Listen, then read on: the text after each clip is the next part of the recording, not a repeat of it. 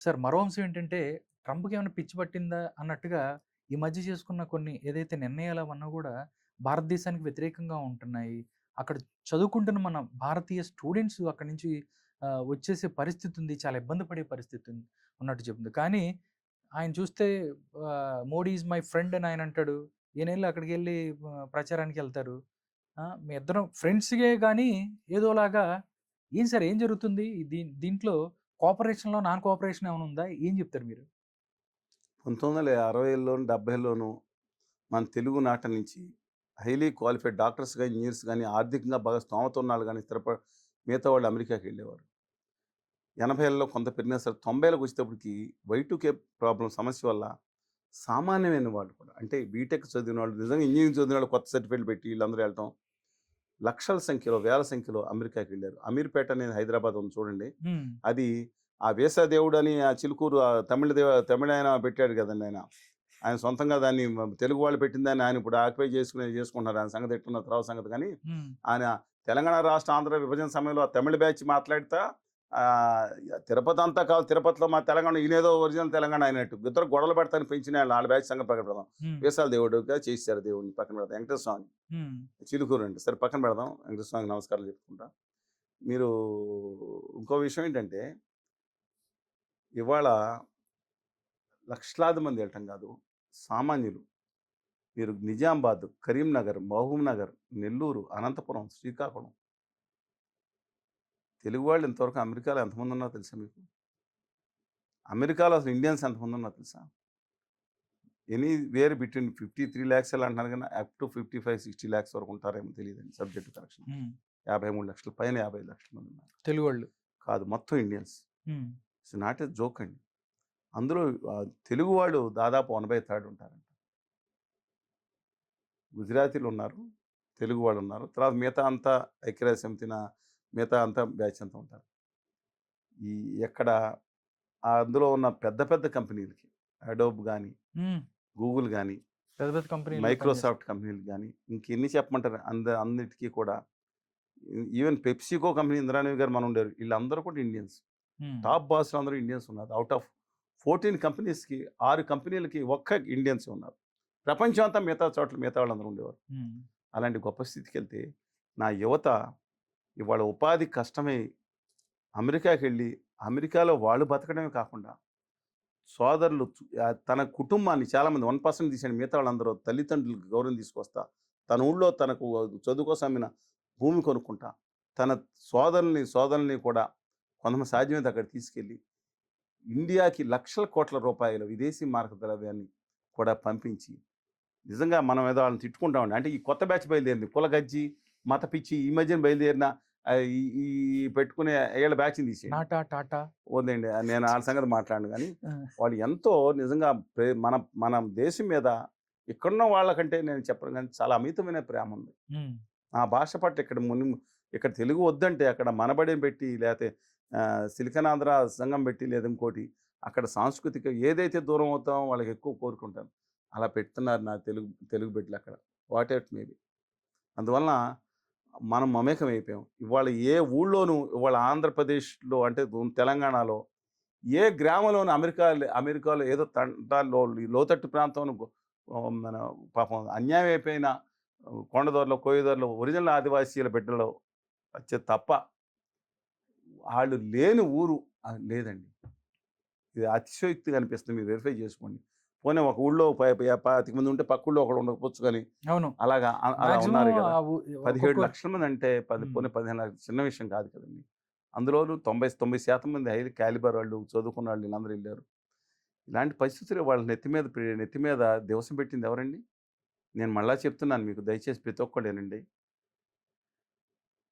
ఇవాళ ఎవరు ఈ దేశ ప్రధానమంత్రి ఎవరన్నా చరిత్రలో ఏ దేశ బాధ్యతాయుత ప్రధానమంత్రి కూడా ఎళ్లి అమెరికా ఎన్నికల్లో ఏలు పెట్టి ఔర్ ఏక్ బార్ ట్రంప్ అని చెప్పి ఎన్నికల ఏజెంట్‌గా ప్రచారం చేశారని ఆరోపణలు మూట కట్టుకున్న వ్యక్తి, ఈ దేశ ప్రతిష్టని అమెరికా కాళ్ళ దగ్గర తాకట్టు పెట్టాడు. ఒక పార్టీ దగ్గర, అమెరికా కాళ్ళ దగ్గర, ఒక పార్టీ దగ్గర, ఒక వ్యక్తి కాళ్ళ దగ్గర పెట్టిన దౌర్భాగ్య స్థితి వచ్చిందని ఎవరైనా ప్రశ్నిస్తే సమాధానం ఉందా? వద్దురా బాబు ఇది వచ్చేసింది, ఇది మనకొచ్చేస్తుందంటే పాపం ఎవరో ఆ ముస్లిం కమ్యూనిటీ మీద నెట్టేసాడు ఒకాయన. ఆ తహజీద్ అని. నువ్వు కేంద్ర అంతర్జాతీయ ఆరోగ్య సంస్థలన్నీ ఈ పాండమిక్గా మారిపోతుందని జనవరి 2020లోనే ప్రకటిస్తే మొత్తుకుంటే ఎవరినో ఒక దేశాలు రానివద్దని చెప్పి ట్రంప్ గారికి ముందలే హామీ ఇచ్చానని చెప్పి ఆయన గుజరాతీ బ్యాచ్లో కదా, అయినా గుజరాతీ మారడు వ్యాపారుల కోసం పనిచేస్తానని పేరు ఉంది కదా, ఆయన ట్రంప్ గారిని గుజరాత్ తీసుకొచ్చి 3 లక్షల మంది 5 లక్షల మంది అని చెప్తాను ఎంతమంది చుట్టూరా తిప్పి మేరా ఫ్రెండ్ మేరా ఔరేక్ బార్ ట్రంప్ అని ఏం చేశారండి మీరు? ఆఖరికి ఓడిపోయాడు. ఓడిపోయిన తర్వాత ఏం జరిగింది? ఊరుకుంటారా జో బిడెన్ కానీ? అంటే అంత కక్ష ఉంటే ఆ కంట్రీ వాళ్ళకు ఉండదా? కమలా హారిస్ అని మన ఇండియన్ మూలాలు ఉన్నాయి ఉపాధ్యక్షులు ఉంటే మీరేం చేశారు? వెళ్ళిపోయి వాళ్ళ మీద వాళ్ళు ఏం చేశారు? జీవనంలో ఇబ్బందులో ఏదో అలా దేశం ఇంకో దేశం అంతర్గత మనదేం చిన్న దేశం, అది ప్రపంచంలో అతిపెద్ద ప్రజాస్వామ్య దేశం మనది, రెండో అతిపెద్ద ప్రజాస్వామ్య దేశం అది అనుకోండి. కానీ మనం ఏలి పెట్టాల్సిన పని ఏంటి? ఆఖరిగా చరణ్ సింగ్ గారు ఉన్నారు, చౌదరి చరణ్ సింగ్ 6 నెలలు ఆయన కూడా ఏలి పెట్టలేదే. ఇవాళ ముక్కుతో తూర్పు పదవి గురించి కానీ కదా ఈయన పెట్టి పోనీ ఈయన వల్ల ఉపయోగం జరిగిందా? మొన్న ఎన్నికల్లో డిస్కో డ్యాన్స్ మళ్ళీ కమలా హారిస్ గారు చేసే డిస్కో డ్యాన్స్ చేశారు.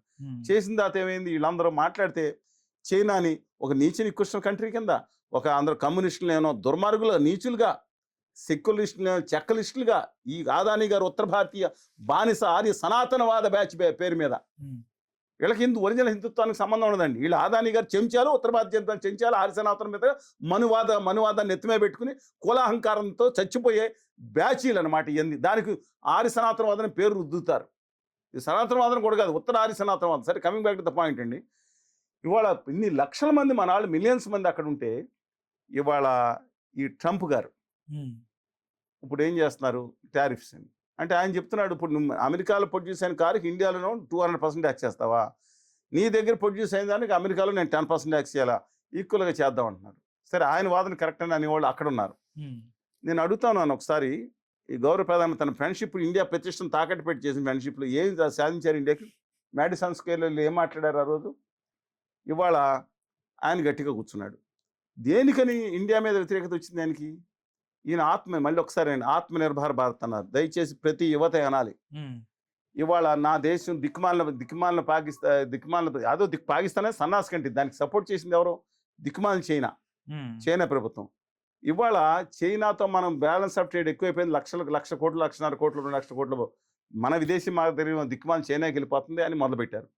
2024, 25, 25 ఇప్పుడు 25, 26 సంవత్సరానికి 10 లక్షల కోట్ల రూపాయలు, 8 నుంచి 10 లక్షల కోట్ల రూపాయలు నికరంగా మన విదేశీ మారక నిల్వలో బ్యాలెన్స్డ్ ఆఫ్ ట్రేడ్లు, అంటే మన ఎక్స్పోర్ట్స్ చేసే తక్కువ ఉంటుంది, దిగుమతులు ఎక్కువ ఉన్నాయి కాబట్టి చైనాకి వాళ్ళు వెళ్ళిపోయే పరిస్థితి తీసుకొచ్చారు. సబ్జెక్ట్ కరప్షన్ 8 లక్షలు ఉంటుంది, ఇప్పుడు పెరగొచ్చు కదండి. ఇప్పుడు 2025, 26 ఎంత అవుతుందో అంతే. అదే అమెరికా సంగతి చూసుకుంటే బ్యాలెన్స్ ఆఫ్ ట్రేడ్, మళ్ళీ చెప్తున్నాను, సర్వీసెస్ రంగంలో ఉండటం వల్ల మనం బ్యాలెన్స్ ఆఫ్ ట్రేడ్ అంటే వాణిజ్యం మనం 100 కోట్ల ఎగుమతి చేస్తే వాళ్ళు తిరుగుమతి, దీని బ్యాలెన్స్ ఆఫ్ ట్రేడ్ అంటే అందరికీ అర్థమవుతుంది, మిగతా వాళ్ళకి తేలిక అర్థం అవ్వడం చెప్తున్నాను. మనం 100 కోట్లు వివిధ వస్తువులు ఎక్స్పోర్ట్ చేస్తాం, అమెరికా నుంచి 150 కోట్లు దిగుమతి చేసుకుని 50 కోట్లు మైనస్ మన విదేశీ మార్గద్రవ్యం వాళ్ళ దగ్గర వెళ్ళిపోతుంది. అమెరికాకి ఈ సంవత్సరం దాదాపు 4 నుంచి 5 లక్షల కోట్ల రూపాయలు అమెరికా విదేశీ మార్గద్రవ్యం మన దగ్గరికి వస్తుంది. అంటే బ్యాలెన్స్ ఆఫ్ ట్రేడ్లో అమెరికా మన దగ్గర నుంచి ఇంపోర్ట్స్ ఎక్కువ తీసుకుంటుంది. ఇది వాస్తవం. సరే, మిగతా పక్కన పెడదాం. ఇప్పుడు మనకి ఇప్పుడు మన విద్యార్థులు వెళ్ళి చైనాలో చదువుకుని చైనా నుంచి ఒక 50 లక్షలు సెటిల్ అయ్యే అవకాశం ఉంటుందా? ఉండదు కదా. అంటే దిక్కుమాలిన చైనాని గురించి నేను అమెరికాని సపోర్ట్ చేయట్లేదని, కానీ నేను అడుగుతాను, మన విద్యార్థులు, మన కుటుంబాలు అన్నీ అక్కడ స్టేక్స్ ఉన్నాయి, చాలామంది ఉన్నాయి కదా. ఇవాళ దాన్ని బలిపెట్టే ఎక్కువ నీ స్వార్థం మీకోసం ఎవరిచ్చారు? మీ వ్యాపారం చేస్తే అమెరికా కంటెన్షన్ ఏంటి? మీరు రష్యా నుంచి చీప్ ఆయిల్ దిగుమతి చేసుకోకండి, ఎందుకని మేము ఆంక్షలు పెట్టాం. అది తీసుకుని మళ్ళీ మా యూరోప్కి వేరే రింగ్లో ఎగుమతి చేస్తున్నారు దాన్ని. మీరు దుర్మార్గం కదా. అంటే నేను లెక్కలు చూసి నేను అడిగాను మొన్న. అడిగితే ఎవరు దిగుమతి చేసుకుంటున్నారా అంటే మొత్తం అంతా ఇండియన్ పెట్రోల్ కాదంట, ఈ గుజరాతీ వ్యాపారులు దిగుమతి చేసుకుంటున్నారు ఎక్కువ. పైగా రోజు నెట్ అని మిగతా ఎవరిదా అని చూశాను. లక్షల కోట్ల రూపాయలు. మళ్ళీ చెప్తున్నాను, మీరు $60కి, ఇప్పుడు నేను ఒకటే చెప్తున్నా, దయచేసి ప్రతి $110 మన్మోహన్ సింగ్ గారు అధికారంలో ఉండగా బ్యారెల్కి చేరితే డీజిల్ 60 రూపాయలు ఉందండి ఇండియాలో. రూపాయి పెంచారు. పెంచితే వెంటనే లేదా గ్యాస్ 400, 390 ఉంటే రూ. 10 పెంచితే ఆవిడ ఎవరండి? నిర్మలా సీతారామన్ గారు ఎక్కడున్నారో తెలీదు గానీ మిగతా బ్యాచ్ అంతా ఉన్నారు గదండీ! ఎవరు మన స్మృతి ఇరానీ గారు, తర్వాత ఇంకొక ఇరాకీ గారు, ఇరాకీ గారు, స్మృతి ఇరానీ గారు, ఇలా చాలా మంది ఉంటారు కదా! ఇరానీ గారు, ఇరాకీ గారు వీళ్ళందరూ కూడా రోడ్ల మీదకొచ్చి ఈ దుర్మార్గమైన ప్రభుత్వం నశించాలి ఇదాన్ని. వెంటనే మోడీ గారు వచ్చారు. క్యా హై యే రూపీకే వాల్యూ కమ్ హో రే క్యా హై అన్నారు ఆయన. చాలా గట్టిగా మాట్లాడారు. సంగతి తేల్చేస్తున్నారు. ఏ ప్రధానమంత్రి క్యాకర్ గాడిదలు కాస్తున్నాడా, గడ్డి మోపులు మోస్తున్నాడా అని కూడా పాపం చాలా గట్టిగా అసలు దడదలు ఆడిచ్చారు. ప్రజలు దడదలు ఆడిపోయారు. ఇక మోడీ గారు వస్తే మనకు రూపాయి డాలర్ ఒకటైపోతున్నారు. రూ. 60 ఉన్నాడు. ఒక డాలర్కి $60 వచ్చేది, ₹20 వస్తుంది అనుకున్నారు. ఇవాళ ఎంత అయిందండి? చరిత్ర రికార్డ్ బ్రేక్లో ₹88 అయింది. అంటే దాదాపు 33% పైన అబోవ్ పడిపోయింది మోడీ గారు వచ్చిన తర్వాత. ఇంకోటి కూడా చెప్తున్నాను. ఏది మోడీ గారు ఆ రోజు థియరిటిక్‌గా చెప్పారు చూసారా? ఎగుమతుల గురించి కూడా మాట్లాడుకున్నాం. ఇవాళ నేను చెప్తా ఉన్నాను. మీరే మీ నిర్ణయం మీరే తీసుకోండి. ఎలాంటి పరిస్థితిలో దేశాన్ని తీసుకొచ్చి పెట్టారు ఇవాళ. అబ్సల్యూట్‌గా ఒక లీటర్ పెట్రోల్, డీజిల్ వాళ్ళ రష్యా నుంచి $60 కొంటుంటే మనకి ఎంత అవ్వాలండి? ₹30 పోనీ మ్యానుఫ్యాక్చరింగ్ కాస్ట్ పెరిగింది కాబట్టి ₹32 డీజిల్ రావాలి. ఎంత కొంటున్నారు మీరు? మీ పెట్రోల్ ఏమైనా ₹35 కొంటున్నారా మీరు? మరి ఏమైపోయినాయి? మళ్ళీ కొత్త పెట్టారు. ఇది మోడీ గారు వాళ్ళు తీసుకొచ్చి పాత బాకీలన్నీ ఇరాన్‌కి తీశారు. అదో బోగస్ సమాచారం. బాండ్లు కూడా మొత్తం ఇచ్చారంట. అదో బోగస్. లక్షల కోట్ల రూపాయలు అంటే ఇండియన్ 300% వరకు డీజిల్ మీద ట్యాక్స్ పెంచి ఎవరికి లాభం చేశారు? అయిపోయింది. రష్యాలు ఇప్పుడు అమెరికాతో తగ్గు పెట్టుకుని రష్యాలు ఎవరి కోసం? రష్యా మనం దిగుమతి చేసుకుని మీకు పెట్రోల్ ₹30 ఇచ్చారా? ₹50 ఇచ్చారా? ఎవరి కోసం? అంబానీ గారి కోసం, లేకపోతే అదానీ గారి ముసుగు సంస్థల కోసమా, లేదంటే రోజునెట్ అనే రష్యా కంపెనీలతో ఉన్న అదృశ్య శక్తుల కోసమా, గుజరాతీ వ్యాపారుల కోసమా? ఎవరి కోసం మీరు లక్షల కోట్ల రూపాయలు ఆ కంపెనీలు లాభం పెట్టుకుంటుంటే నా యువత 57 లక్షల మంది ఇక్కడ ఇండియన్స్ అమెరికాలో ఉంటే వాళ్ళు ఎందుకు మీ యొక్క స్నేహత్వం కోసం, మీ యొక్క వ్యాపారాల కోసం వాళ్ళ స్టేక్ని పక్కన పెట్టి వాళ్ళ జిగిపిగి కాళ్ళు పెట్టుకుంటారా? వెళ్ళి షేక్ హ్యాండ్ ఇస్తే అన్నాడు. ఆడెవరో చైనా రాయబారిని కలిశారని కలవకుండానే ఎవరో వేరే థాయిలాండ్ నమస్కారం పెడితే మా రాహుల్ గాంధీ కలిశాడని చెప్పి ప్రచారం చేసింది మీ ఉత్తర భారతీయ జనతా పార్టీ గ్యాంగ్ కాదా? రాహుల్ గాంధీ గారి చిన్నతనం చేష్టలు ఉన్నాయనుకునేది కొంతమంది ఆరోపణ. అది పక్కన పెట్టండి. దేశ విషయంలో ఈ రోజు ఈ విధంగా ఏ రోజన్నా వాజ్పేయి గారు బతుకుంటే ఇవాళ ఎల్కే అద్వానీ గారు అట్ ద హెల్మ్ ఆఫ్ ఎవర్స్ ఉంటే, మురళీమోహన్ గారు గౌరీలు నిలబడి ఉంటే, కుష్మా దాకర్ నిలబడి ఉంటే ఈ దేశాన్ని ఆ వ్యాపారులకు తాకట్టు పెట్టేవాళ్ళని అడుగుతున్నాను నేను. వీళ్ళ కోసం అమెరికాలో ఉన్న వాళ్ళందరూ ఎందుకు రిస్క్ తీసుకోవాలి? ఇవాళ కొత్త దేవుడు అండి, కొత్త దేవుడు అండి జింగుపింగ్ ట్రంప్ గారికి పూజలు చేశారు. చూశారు కదా ఉత్తర భారతీయ జనతా పార్టీ దేవుడి స్థానంలో. ఇవాళ బట్టి జింగుపింగ్ గారి కాళ్ళు మొక్కాలా? నేను అడిగిన మాటకి కొంతమందికి ఇస్లాం మిత్రులకి కోపం రావచ్చు కానీ అడుగుతున్నాను. ఇవాళ మనకు పాకిస్తాన్ మీద చేసిన దాడిలో వందల కోట్ల రూపాయల విమానాలు పడిపోయినాయని చెప్పి చాలామంది చెప్పారు, మనం ఆరోపించారు. మరి వాస్తవాలు తెలియదు నాకు. మనకు కూడా పోయినాయని మన ఇండియన్ ఎయిర్ ఫోర్స్ ఆయన కూడా ఎన్నో కన్ఫర్మ్ చేయకపోయినా అంటే ఎన్ని అనేది పడిపోయినారు. ఎందుకని 1,300 కోట్లు, 1000 కోట్లు, 500 కోట్లు విమానాలు, కాస్ట్లీ విమానాలు మనకి. ఆడేమో దిక్కుమాలని చైనా సన్నాసి దాంట్లో డ్రోన్లు పెట్టుకుని పెట్టారంట. మొత్తం పాకిస్తాన్ సపోర్ట్ చేసింది వాళ్ళు కదా. ఇవాళ వాళ్ళు ఎందుకని షేక్ హ్యాండ్ చేస్తే క్యా హై నేను అనలేదండి, గౌరవనీయులు మోడీ గారు అన్నారు. ఏ చైనా మే క్యా హై అన్నది. క్యా హై మా మోడీ గారు వాళ్ళు గొప్పాడు, జింగ్పింగ్ గారు గొప్పాడు, బుర్ర ఉపయోగించాడు, ఇవాళ మాట మార్చాడు. ఇజ్రాయెల్ దేశం ఒక్కటే మనకు సపోర్ట్ చేసింది. ఇవాళ ఇజ్రాయెల్ వాళ్ళు ఆ పాకిస్తాన్లో న్యూక్లియర్ మంచం ధ్వంసం చేస్తానంటే సపోర్ట్ చేయలేని చేతకానితనం మీది. దిక్కుమాల పాకిస్తాన్కి వెళ్ళి ఛాయ్ తాగిన ఆ కృతజ్ఞత ఆహ్వానం లేకుండా వెళ్ళాలి కదండి మీరు. ఆ రోజు వాజ్పేయి గారిని విమర్శించారు కదా కొంతమంది బ్యాచ్ మెత్తకోడని. మీరు అసలు ఆహ్వానం లేకుండా వెళ్ళిపోయే దానికి పెళ్లి లేకుండా టక్కేలమని ఫ్లైట్ దిగిపోయి ఇదేమన్నా మీ వ్యక్తిగత ఆహ్వానం అనుకున్నారా? దేశ ప్రతిష్ట. నేను కొన్ని సరిగ్గా 8 సంవత్సరాల క్రితం మన పహల్గావ్లో ఏం జరిగింది? ఒక్కడిని చంపారా? నీచ నికృష్ట కమ్మిన కుత్తెల్నే. ఆ నీచ్ కమ్మిన కుత్తెల్నే అలా మన వాళ్ళందరినీ అక్కడ కనీసం ఒక 10 మంది, అంత వేలాది మంది ఉంటే 10 మంది ఆర్మీ జవాన్లు పెట్టలేరు అక్కడ.